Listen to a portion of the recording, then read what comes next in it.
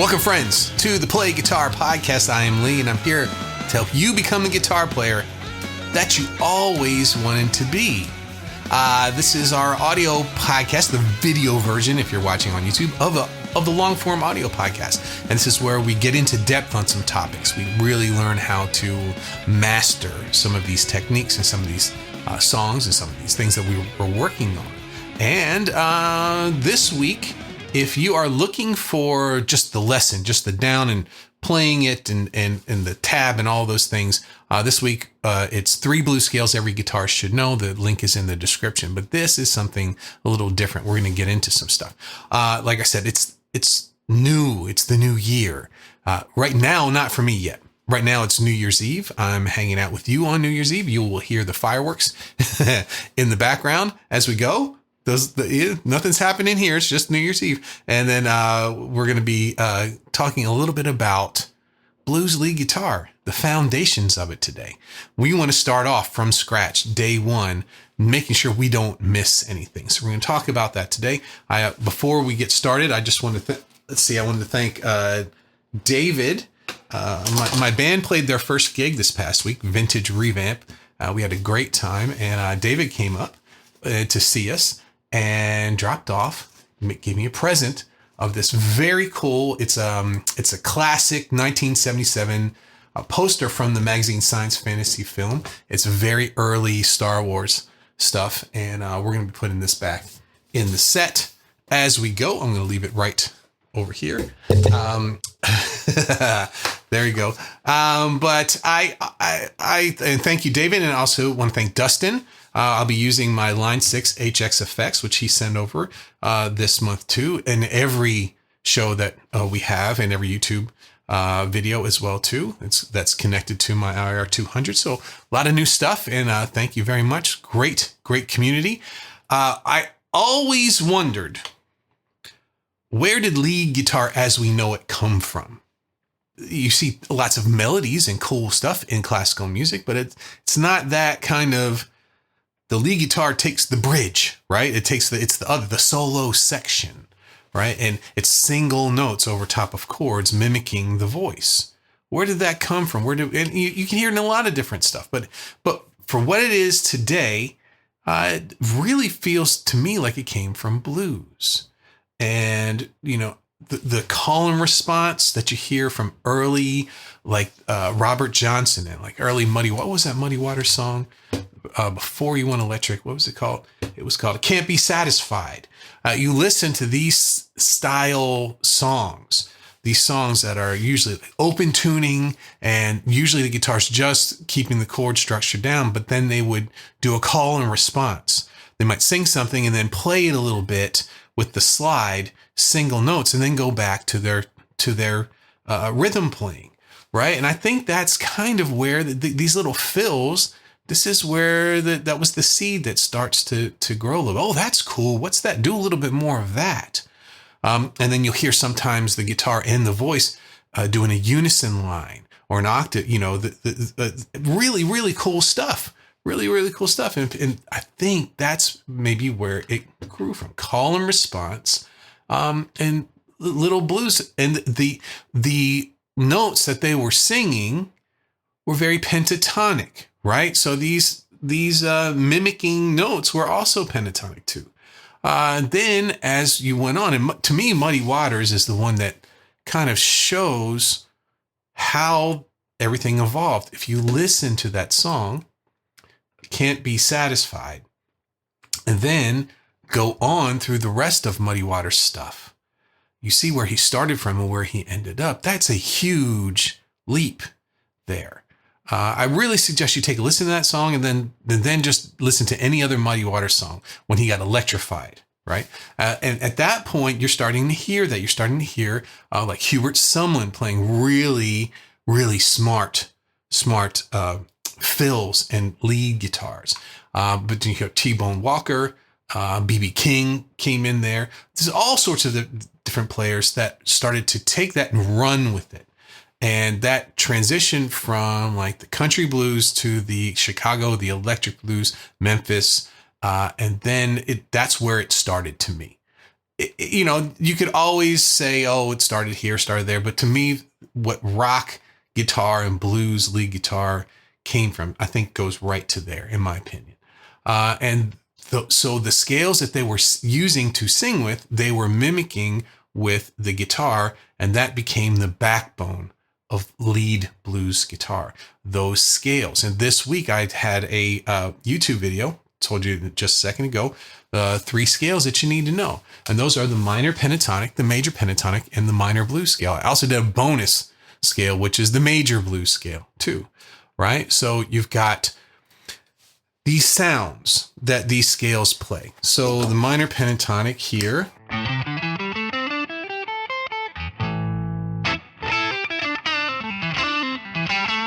major pentatonic,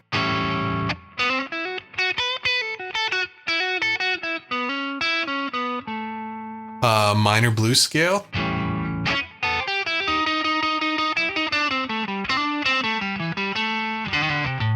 and then the major blues scale.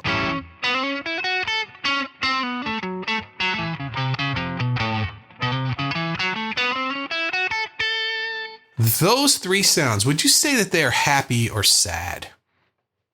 And this is something that I say to my coaching students a lot. If you think about it, major, there's the major pentatonic. Those notes, that's the happiest, major pentatonic and the full major scale, that's the happiest we can get in music. There's nothing that we can play, major chords, major triads, and major scales, that will be any happier. That's as happy as we can get. And then if you think about it, the minor pentatonic, minor triad, and the natural minor scale, that's as sad as we can get. And so we had the 2 most common scales that we use are as happy as we can get and as sad as we can get. And the question I always ask at that point is, are you ever as happy as you can get? Right? Are you ever as sad as you can get? Well, maybe once in your life. Maybe you've had one of those extreme moments, but we don't normally live there. We live somewhere in the middle, right? So these songs, these sounds that we're using in these songs, these are extremes, right? And we like that. We like to go to the extremes. It's pleasing to hear. Oh, it can sound hopeful, or it can sound just melancholy, or it can sound, there's a lot of different adjectives that we can put on it. So minor pentatonic, you say it sounds gritty, or it sounds sad. Major pentatonic, sweet is the one we hear a lot, especially in blues. Hopeful, right? The minor blues scale adds a tension note in it, so it resolves nicely. It's tension and release. The major pentatonic, the major blues, the note that they add in there is the minor third, which goes up to the major third.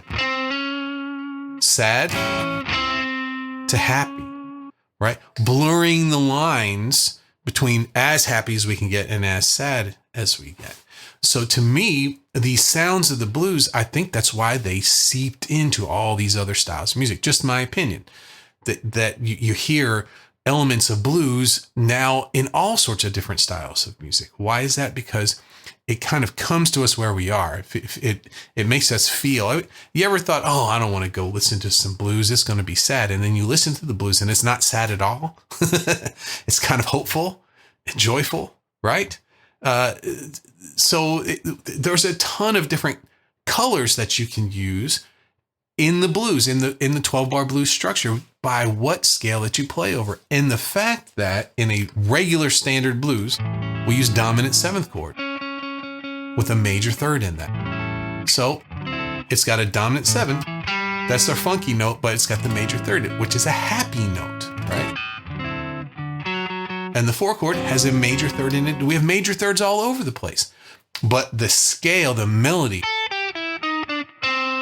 uses the minor third. That rub, that happy sound with a sad lead over top of it. That is something that we've gotten used to it, really. It's just the music that we've grown up with. It's the music that we hear. But I'll bet for someone who wasn't used to hearing those sounds, it was shocking. Whoa, what is that? And people really, it moved into funk music, jazz music, which also kind of came along as the same time as blues. I kind of looked into that. People say, oh, jazz. I don't know that jazz came from blues. I think they were two separate styles of music that grew at the same exact time, and they shared elements between the two. So anyway, that major to minor, not super happy, not super sad, but somewhere in the middle is what we're going for here. When we start to play lead guitar, we start to play over these sounds. We're going to start. One of the things that you find is, well, okay, we just learned the minor pentatonic scale, and you quickly realize that that's not everything that you're hearing when you listen to rock and blues songs. There's more to it than just the minor pentatonic scale. Then as your ear develops, you start to get into these other scales, these three, the four really that I gave you this week. If you can really master those four and be able to blend back and forth, you have some pretty powerful tools to make some really wonderful music with there. So as always, I've got my outline here. And so the next part I was going to talk about is the practical application of the blues scale. How do the greats use these scale patterns to get their sounds? Let's just go with the first one I have here is B.B. King, right? So B.B. King, if they think of, when I think of B.B. King, I think of major pentatonic. I think of sweet sound.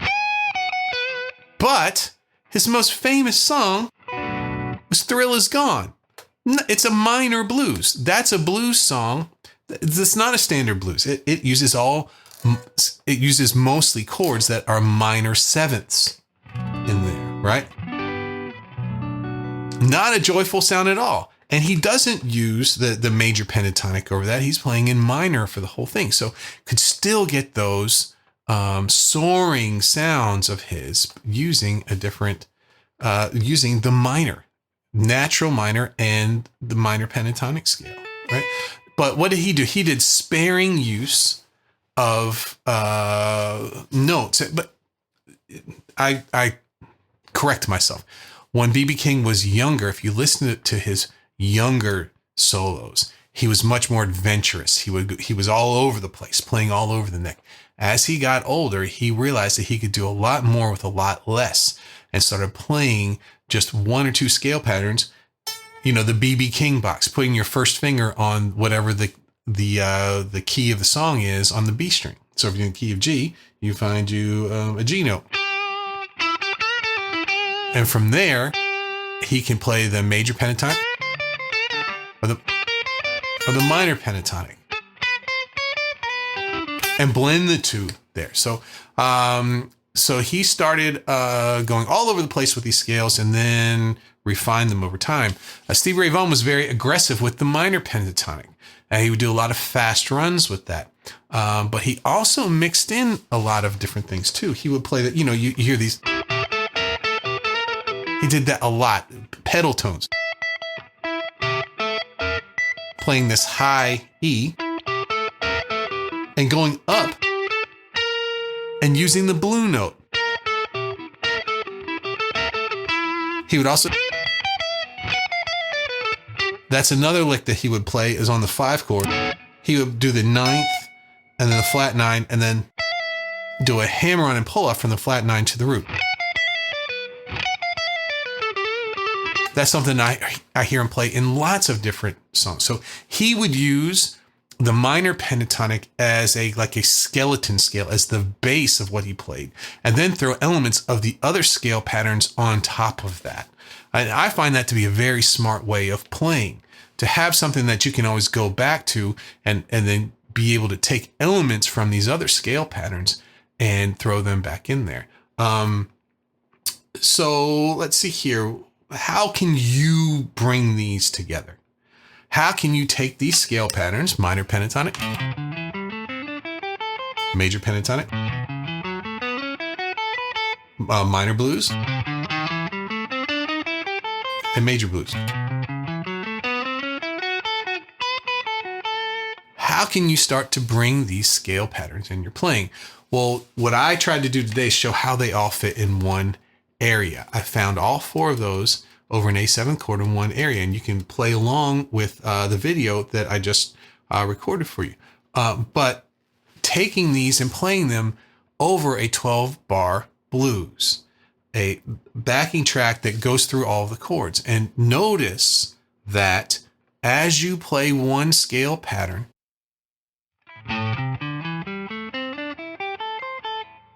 as the chords change,